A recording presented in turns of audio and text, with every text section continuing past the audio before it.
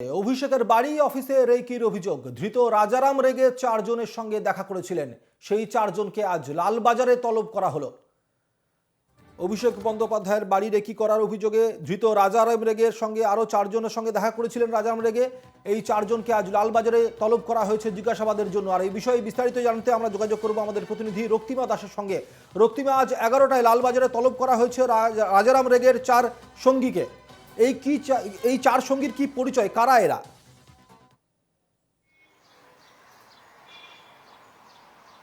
দেখো, তোমাকে প্রথমেই জানিয়ে রাখি, সংখ্যাটা কিন্তু 4 নয়, সংখ্যাটা আরো বেশিও হতে পারে, যেমনটা আমরা লালবাজার সূত্রে জানতে পাচ্ছি। তবে তাদের নাম পরিচয় এখনই সংবাদ মাধ্যমের সামনে আনা হয়নি, কারণ গোটাটাই যেহেতু তদন্ত চলছে, তাই জন্য এখনই পুলিশ আধিকারিকরা চাইছে না বিষয়টা পুরোপুরি প্রকাশ্যে আনতে।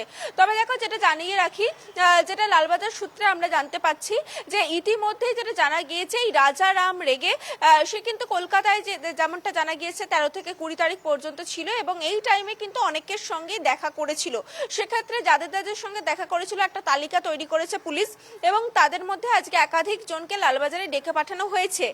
সেক্ষেত্রে তারা আজকে যদি আসে, সেক্ষেত্রে তাদেরকে জিজ্ঞাসাবাদ করা হবে যে রাজারাম রেগের সঙ্গে তাদের কি সম্পর্ক ছিল, কেনই বা তার সঙ্গে দেখা করলো, বা কি নিয়ে বৈঠক হয়েছে, সমস্ত কিছু নিয়ে কিন্তু আজকে জিজ্ঞাসাবাদ করা হবে বলে যেটা জানা যাচ্ছে।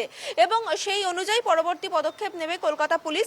এবং দেখো, তোমাকে জানিয়ে রাখি, ইতিমধ্যেই কিন্তু এই রাজারাম রেগের পরিচয় কিন্তু জানতে পেরেছে পুলিশ। সেক্ষেত্রে যেমনটা তোমাকে জানিয়েছিলাম আগেও, যেটা জানা গিয়েছে যে মুম্বাই হামলার অন্যতম যে মূল চক্রী ছিল ডেভিড, তার সঙ্গে সম্পর্ক ছিল এই রাজারাম রেগের। এমনকি মুম্বাইয়ের একাধিক পলিটিক্যাল পার্টির সঙ্গেও যোগাযোগ ছিল এই ধৃতর। ফলত কোথাও জঙ্গি নাশকতার ছক ছিল কিনা কলকাতায় অভিষেক বন্দ্যোপাধ্যায়ের বাড়িকে কেন্দ্র করে এবং মুখ্যমন্ত্রীর বাড়িকে কেন্দ্র করে কোনো নাশকতা তাদের ছক ছিল কিনা, যদি থেকে থাকে তাহলে তা কিভাবে প্ল্যান হচ্ছিল, এই সমস্ত কিছুই কিন্তু আজকে জিজ্ঞাসাবাদ করে জানার চেষ্টা চালাবে পুলিশ।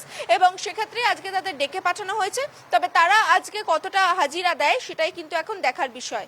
গতকালের সভা থেকে মুখ্যমন্ত্রী জানিয়েছিলেন যে, সরাসরি বলেছিলেন মুখ্যমন্ত্রী যে রাজারাম রেগে হত্যার চেষ্টা করেছিলেন অভিষেক বন্দ্যোপাধ্যায়কে, এবং তারপরেই আমরা দেখেছি যে অভিষেক বন্দ্যোপাধ্যায়ের নিরাপত্তাও বাড়ানো হয়েছে। পাশাপাশি একই সঙ্গে এই যে কজনকে আজকে ডেকে পাঠানো হয়েছিল লালবাজারে, তুমি যেমনটা জানাচ্ছ, অর্থাৎ যেটা বোঝা যাচ্ছে যে কোনো রকম নিরাপত্তায় গাফিলতি রাখতে চাইছে না লালবাজার অভিষেক বন্দ্যোপাধ্যায় তথা মমতা বন্দ্যোপাধ্যায়ের ক্ষেত্রে।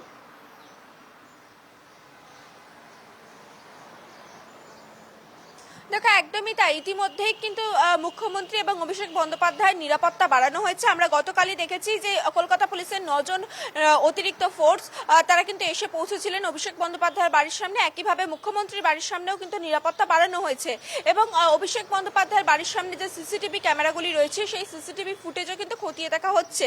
কারণ দেখো, যেটা পুলিশ ইতিমধ্যেই জানতে পেরেছে, এই রাজারাম রেগে ইতিমধ্যেই কিন্তু অভিষেক বন্দ্যোপাধ্যায়ের বাড়ির সামনে রেকি করে গিয়েছিলেন একাধিকবার, এবং অভিষেক বন্দ্যোপাধ্যায়ের মোবাইল নাম্বারও ট্র্যাক করা হয়। সেক্ষেত্রে অন্য নামে ফোন করা হয় তার কাছে। সেক্ষেত্রে কেন অভিষেক বন্দ্যোপাধ্যায়ের বাড়ির সামনে এতবার করে সে ঘুরেছে, এবং কেনই বা অভিষেক বন্দ্যোপাধ্যায়ের সঙ্গে যোগাযোগ করার চেষ্টা করেছে, এই সমস্ত কিছুই কিন্তু পুলিশ জানার চেষ্টা করছে। তবে কলকাতা পুলিশের যেটা প্রাথমিক অনুমান, যে কোথাও একটা নাশকতার ছক ছিল এই রাজারাম রেগের, তাই জন্যই বারবার করে অভিষেক বন্দ্যোপাধ্যায়ের বাড়ির সামনে রেকি, এবং সব মিলিয়ে একেবারে কিন্তু কড়া নিরাপত্তায় ঘিরে ফেলা হয়েছে অভিষেক বন্দ্যোপাধ্যায় এবং মুখ্যমন্ত্রীর বাড়ির সামনেও, এবং সেক্ষেত্রে তাদের নিরাপত্তা রক্ষীও কিন্তু বাড়ানো হয়েছে। ধন্যবাদ রক্তিমা। আমাদের সঙ্গে ছিলেন আমাদের প্রতিনিধি রক্তিমা দাস। আমরা কথা বলছিলাম রক্তিমা দাসের সঙ্গে, এবং যেমনটা আমাদের প্রতিনিধি আমাদেরকে জানালেন যে ইতিমধ্যেই কিন্তু 4 জন নয়, সংখ্যাটা আরও বাড়তে পারে, এবং এই সমস্ত রাজারাম রেগের সঙ্গীদেরকে জিজ্ঞাসাবাদ করে আজ কী তথ্য উঠে আসে সেদিকে আমাদের নজর থাকবে।